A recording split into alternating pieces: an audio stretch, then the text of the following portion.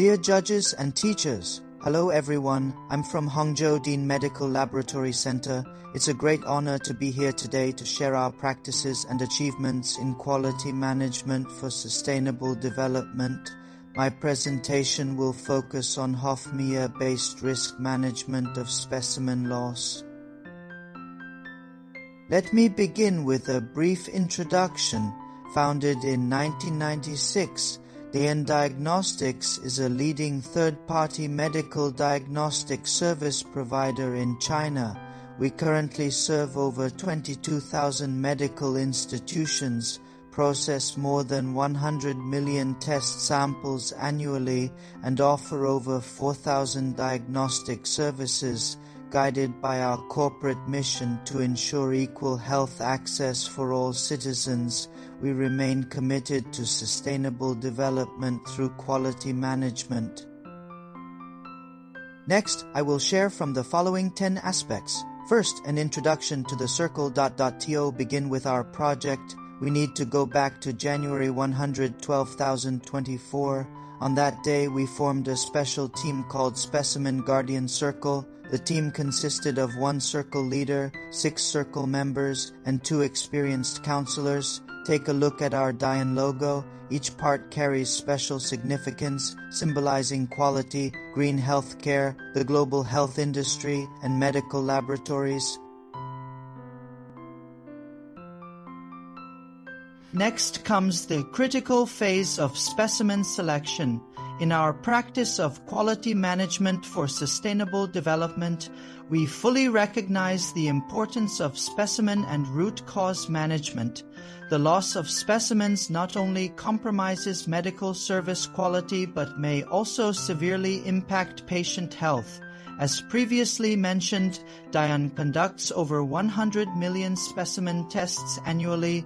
Ensuring zero loss of these specimens is therefore of paramount importance and carries profound significance. Through the application of quality management tools, the weighted scoring method was used to evaluate and score multiple topics, and the topic of sample loss risk management with the highest score was selected as the theme of this activity. Furthermore, through in-depth exploration of the topic's background, we conducted comprehensive analysis from multiple perspectives including patients, medical professionals, laboratories, and societal needs. By fully considering the demands of healthcare providers, enterprises, market, and society, we reaffirmed the theme as HFMEA-based risk management of specimen loss. The scope of the activity was confirmed to span from the initial handover of specimens between front-end hospitals and distribution centers until their final destruction.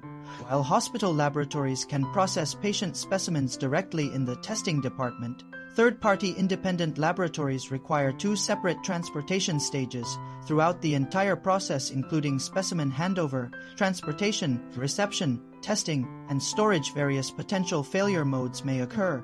We must implement optimized corrective measures to minimize or eliminate specimen loss risks to the greatest extent possible.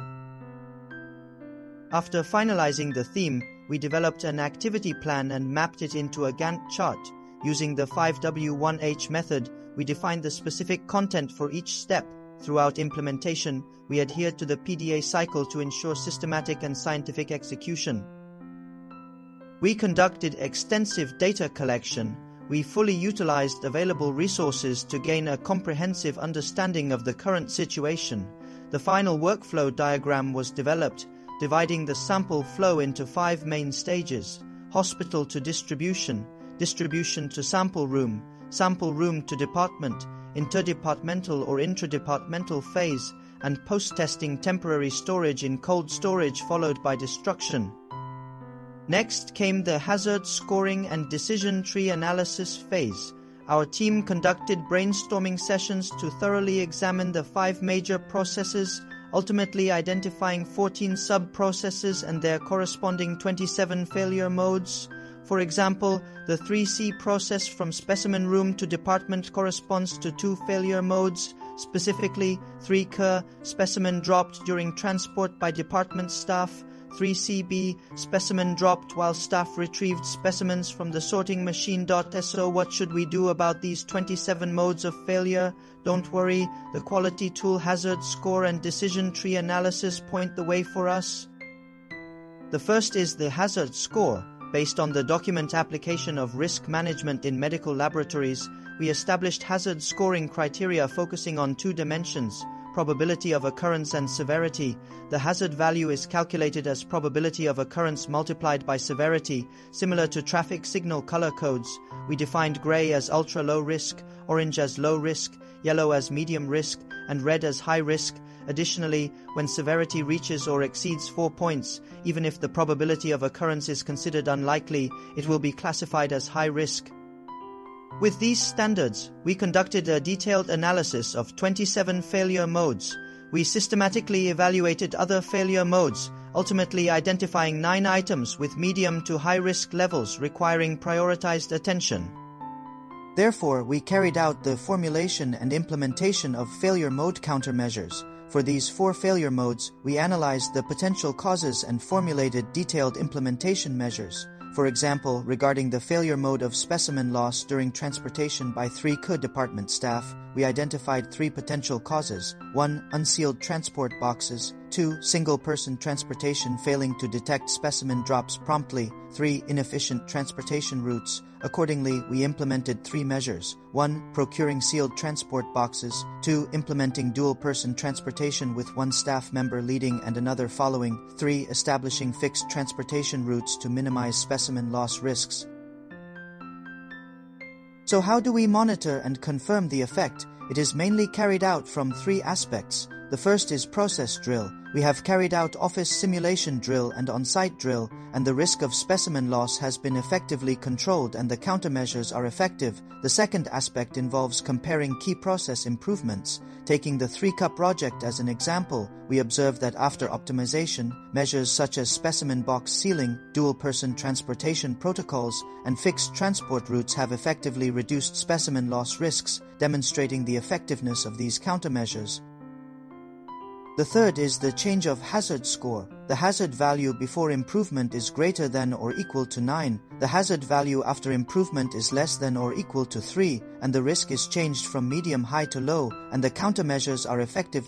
In addition, we conducted an evaluation of intangible outcomes, which showed significant improvements in various aspects such as the application of QC tools, innovation capability, communication skills, team spirit, initiative, and self-confidence. With the above countermeasures having achieved phased results in practice, we have also developed 6 standard operating procedures to ensure the sustainability of quality improvement.